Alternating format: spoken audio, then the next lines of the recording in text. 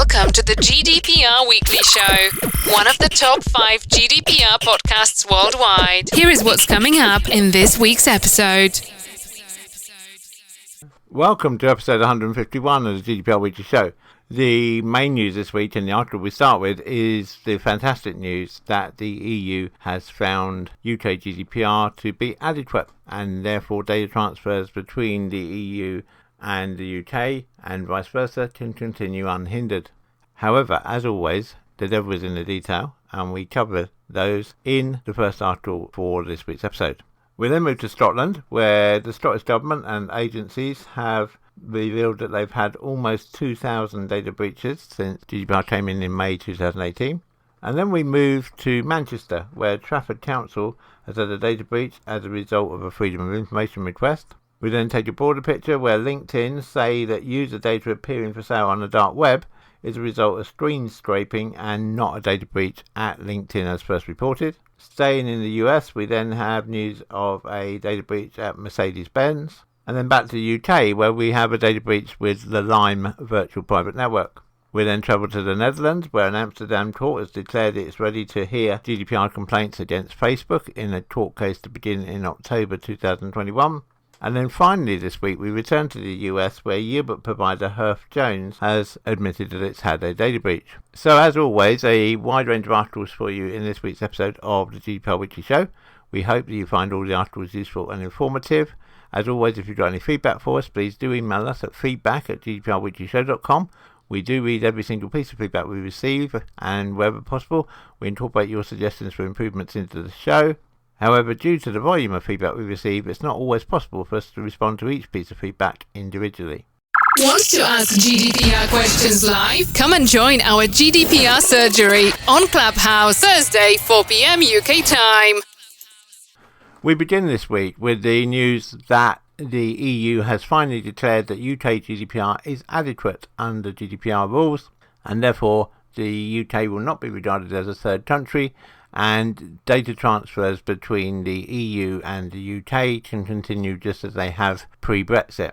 This is fantastic news for the UK business community, as it means much less work now needed to bring us into line. It removes the need for lots of contracts to be amended to include standard contractual clauses, and all in all is to be welcomed. However, it does have a couple of caveats. The first is that the EU has only granted adequacy status for 4 years, so until 2025, and then presumably we have to go through this whole situation again. The second is that the rules now very much enforce the need that if you are a UK business with clients, or you're indeed intending to attract clients from the EU, even if you don't have any yet, but you don't have a place of business in the EU, then you need to establish a EU GDPR agent. And likewise, if you're based in the EU, but you've got customers in the UK, or you're looking to attract customers from the UK, then you've got to have a UK GDPR agent. We, of course, are pleased to say we're able to help in both those situations, so if you need help with that, please do contact us on the contact details that are coming up at the end of this article. The other clause which has been added in is that the GDPR adequacy statement does not extend as far as the UK Immigration Service, and that is because some of the activities undertaken by the Immigration Service to check people's status do not fall within the remit of GDPR. And so rather than declare the whole country inadequate and therefore a third country, what the EU has decided to do is just declare the UK Immigration Service to be inadequate. And that is doubtless something that will need to be addressed by government and by the Home Secretary in due course. So as we say, overall it's a situation very much to be welcomed. Culture Secretary and the Secretary of State for Digital, Oliver Dowden, said, "After more than a year of constructive talks, it is right the European Union has formally recognised the UK's high data protection standards. This will be welcome news to businesses, support continued cooperation between the UK and the EU, and help law enforcement authorities keep people safe. We will now focus on unlocking the power of data to drive innovation and boost the economy, while making sure we protect people's safety and privacy." Vera Jourova, Vice President for Values and Transparency at the EU, said the UK has left the EU, but today its legal regime of protecting personal data is as it was. Because of this, we are adopting these adequacy decisions today. At the same time, we have listened very carefully to concerns expressed by the Parliament, the Member States and the European Data Protection Board, in particular on the possibility of future divergence from our standards in the UK's privacy framework. We are talking here about a fundamental right of EU citizens that we have a duty to protect. That is why we have significant safeguards, and if anything changes on the UK side, we will intervene. And that last statement by Vera is very relevant, because there has been talk, as we reported in previous episodes here on the GDPR Weekly Show, of the UK government possibly seeking to weaken UK GDPR in an attempt to entice business to the UK. And what the EU has said very clearly in this judgment is that although they've declared this adequate, if we do that, if we mess around with the rules, and if we get to a situation where UK GDPR is significantly different to EU GDPR, then forget the 4 years. They reserve the right to review our adequacy at any point. And so I think the UK government very much has to bear that in mind. And I would hope that pressure will come from business to the government to keep things as they are, rather than trying to change them. But only time will tell on that. And doubtless as we move forward through 2021 and the rest of the years now to 2025, we will doubtless return many times to this here on the GDPR Weekly Show. Contact us on helpdesk@gdprweeklyshow.com. To Scotland now, and a report published in the Scotsman newspaper shows that the Scottish Government and its agencies have breached data protection rules almost 2,000 times since GDPR came in May 2018. The Scottish Prison Service was the worst offender and is responsible for more than 1,100 data breaches over the period, with more than 350 a year since the new laws came in. The Scottish Government itself was the second worst offender and was the only part of government to fail to report a serious data breach to the ICO, the Information Commissioner's Office, within the 72 hours required under GDPR. Scottish Conservative Chief Whip Stephen Kerr said the number revealed worrying weaknesses in the Scottish Government security systems. He said, "Given that Scottish Government agencies store vast amounts of sensitive data, many people will be alarmed by these figures. The number of breaches occurring is concerning and reveals some worrying weaknesses in the SNP Government security network. Ministers must not take their eye off the ball when it comes to security-related issues. Urgent reassurances must be given that robust measures are in place to ensure the number of breaches is significantly reduced going forward and that all breaches are reported as quickly as possible." It's important to stress that of the 1,993 breaches by the Scottish Government, only 31 were considered serious enough to report to the ICO, and with only one of those not being reported within the required 72 hours. The vast majority of the breaches, 713, were confidentiality breaches where there is an unauthorised or accidental disclosure or access to personal data. The ICO also confirmed it has taken no action around data breaches against the Scottish Government since 2018. A spokesperson for the ICO said people have the right to expect that organisations will handle their personal information securely. Public authorities have access to a great deal of personal data, so they must ensure they have the appropriate measures and training in place to ensure people's information is handled responsibly. A Scottish Government spokesperson said, "We take information security very seriously and all staff are required to follow the data protection principles, follow an IT code of conduct and undertake annual mandatory data protection training. Under UK GDPR, any serious breaches of personal information are notified to the Information Commissioner. We take any instance very seriously and log and thoroughly investigate each to ensure lessons are learned and appropriate actions are taken." You're listening to the GDPR Weekly Show with your host, Keith Budden. To Manchester now, and Trafford Council has apologised for an accidental data breach which resulted in the named addresses, emails and voting preferences of residents in Longford being released publicly. The data breach occurred because the authority held a consultation on controversial plans for low traffic networks around the streets close to Longford Park last year. During the first lockdown in 2020, Trafford Council installed large wooden planters at the end of Hillingdon Road, Norwood Road and Cromwell Road, close to the park, and residents had to vote whether or not they wanted the planters to remain in place permanently. In the data leak, how locals voted on the plans, including their comments, were inadvertently shared along with their personal details. The sensitive information was accidentally sent to resident Matt O'Donoghue, who had previously spoken out in favour of the planters in response to a Freedom of Information request. Matt said the FOI to Trafford Council asked for the anonymised responses to a recent survey and their policy around making online referenda as fraud-free as possible. They were well past the deadline for responding, so I gave them a gentle nudge, and I think they may have been in a Friday afternoon panic, because they accidentally dumped everyone's replies to the survey around low-traffic neighbourhoods. In the wrong hands, all that information to see who said what and where they live could have been a very bad thing. Fortunately, I used the site What Do They Know to help manage all my Freedom of Information requests. They send alerts when you get a response, so the data breach was only public for a minute, if that. What Do They Know is a public-facing Freedom of Information request management and publication site promoting transparency, particularly for local authorities and other public bodies. Using his What They Know account, Matt made the Freedom of Information response he received from the council private, so sensitive data was only available publicly for a short period of time. Residents affected by the breach have already been directly contacted by the council and apologised to by the council via letter. Some of those affected said they were concerned that the information could cause further division within already strained community relations, but others were more understanding and commended the council for how it handled the honest mistake. One of the residents affected was former Liberal Democrat parliamentary candidate Dr. Anna Fryer, who said, "This is an appalling data breach. It's extremely regrettable that mistakes like these undermine people's faith in democratic procedures.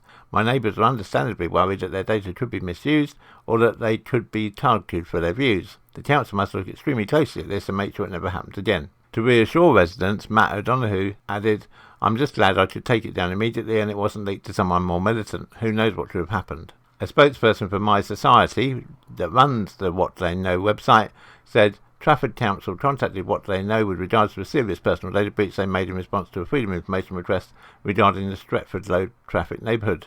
We applaud Matt O'Donoghue for his quick and responsible action and also welcome the quick action from Trafford Council in issuing a replacement response. We have hidden the response from the council that contained breach material and notified the ICO of the breach, and we believe the council have sent their own formal breach notification to the ICO as well. A spokesperson for Trafford Council said we treat personal information received from people in the strictest confidence, and we would like to apologise to everyone affected by the data breach. The breach was caused by a wrong document inadvertently being sent out in response to two Freedom of Information requests in respect of a consultation into Longford Park modal filters, which was carried out at the end of last year. Once we realised the mistake, we took swift action to rectify the error, and we believe the breach has been contained and that the personal details are unlikely to be shared with anyone, but we will continue to monitor the situation. We have contacted all residents affected by this and have apologised to them. We have also reported the matter to the Information Commissioner's Office because we take this matter very seriously. We know we have a duty to ensure people's personal details remain private and confidential, and would like to reassure residents that this is an isolated incident. We are already taking steps including reviewing our systems around handling the Freedom of Information requests to ensure such an occurrence does not happen again. If you're a regular listener to the GDPR Weekly Show, you might remember that back in episode 139, we reported what was being classed at the time as a data breach at LinkedIn relating to the exposure of data relating to 700 million users of LinkedIn, over 90% of its total user base, being available on the dark web. However, this week, LinkedIn has forcefully denied that the exposure of data is a data breach, insisting that since the data was scraped by malicious actors, it is not a fault. According to Privacy Sharks, which was first to report the incident on 27th of June, a user of Raid forums first stated they were in possession of the data dump on 22nd of June and provided a sample of 1 million records as proof. The organisation's researchers confirmed the data involved includes full names, gender, email addresses, phone numbers and employment information. The full dump does not appear to include any financial or password records, although users are advised to immediately change their login details as a precaution and should be keeping an eye out for any suspicious phishing activity. In a statement, LinkedIn said, "Our teams have investigated a set of alleged LinkedIn data that has been posted for sale. We want to be clear that this is not a data breach and no private LinkedIn member data was exposed. Our initial investigation has found that the data was scraped from LinkedIn and other various websites and includes the same data reported earlier this year in our April scraping update. Members trust LinkedIn with their data, and any misuse of our members' data, such as scraping, violates LinkedIn's terms of service. When anyone tries to take member data and use it for purposes LinkedIn and our members haven't agreed to, we work to stop them and hold them accountable." If we receive any further update on this from LinkedIn, we will of course bring it to you in the next available episode of the GDPR Weekly Show. Want to ask GDPR questions live? Come and join our GDPR surgery on Clubhouse, Thursday, 4 p.m. UK time. To America now, and automobile maker MercedesBenz USA has said that a data breach in its supply chain has exposed personal information of roughly 1.6 million of its actual and potential customers. The incident, which the company said it learned about on June 11th, 2021, from a vendor that had inadvertently left sensitive data accessible on a cloud platform, ultimately concerned the data of less than 1,000 people whose driver's license numbers, social security numbers, bank card information and birth dates were exposed. Customers who provided their personal information on Mercedes-Benz and dealer websites between 2014 and 2017 were at risk. To view the information left unguarded, a hacker would have to possess special software and tools, they said.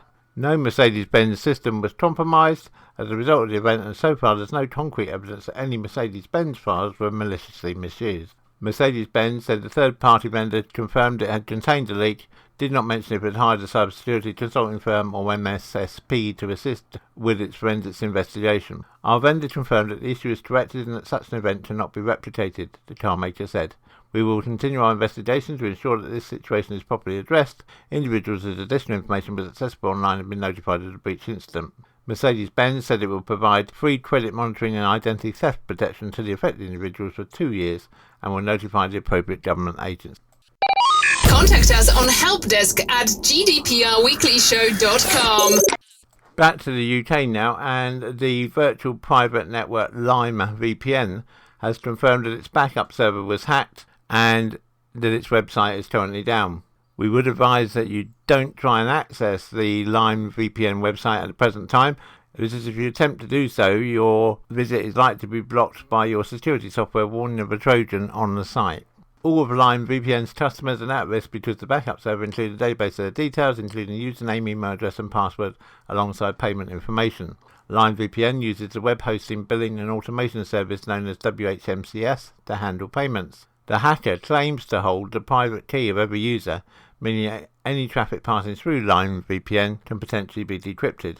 The records held by the hacker are thought to be for more than 69,400 customers. A user called /X initially listed the database for sale on the Raid forums a few days ago for $400 in Bitcoin. However, at the time it was thought only 10,000 records had been grabbed, with the total now close to 70,000. A much higher price has apparently been set. There's very little that if you are a Lime VPN user you can actually do about this other than find an alternative VPN and change your password. If we receive any update on this from Lime VPN, we will of course bring it to you in the next available episode of the GDPR Weekly Show. You're listening to the GDPR Weekly Show with your host, Keith Budden. You may remember that back in episode 149 of the GDPR Weekly Show, we mentioned that the CJEU was now allowing parallel investigations into the large tech giants such as Facebook, simply due to the length of time which the Irish Data Protection Commissioner was taking to complete their investigations. Well, the first of those has taken a step forward this week. It's been announced that a Dutch court will be hearing a case in October brought against Facebook by two not-for-profit organisations in the Netherlands. Since 2019, the Amsterdam-based Data Privacy Foundation has been seeking to bring a case against Facebook over its rampant collection of internet users' data, arguing the company does not have a proper legal basis for its processing. It's been joined in the action by the Dutch consumer protection body Consumentenbond. The pair are seeking redress for Facebook users in the Netherlands for alleged violations of their privacy rights, both by suing for compensation for individuals and calling for Facebook to end what they say are their privacy hostile practices. Facebook denies any abuse and claims it respects users' privacy and provides people with meaningful control over how their data gets exploited.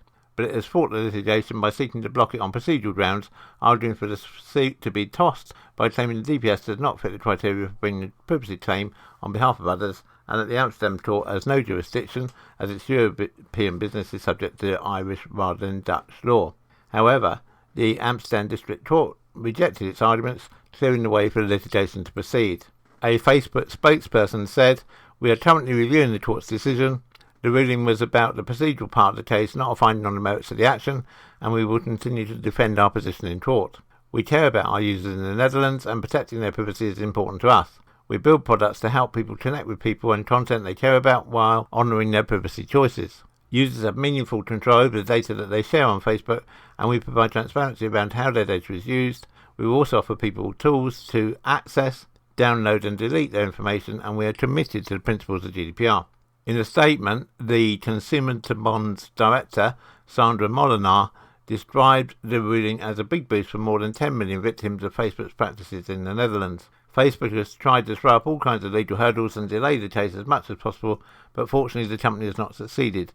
Now we can really get to work and ensure that consumers get what they are entitled to, she said. The lawsuit argues that Facebook users are paying for the free service with their data, contending the tech giant does not have a valid legal basis to process people's information because it has not provided users with comprehensive information about the data it is gathering from them and on them and what it does with it. This case will of course rumble on in October, and so once the case is underway we will bring you regular updates here on the GDPR Weekly Show.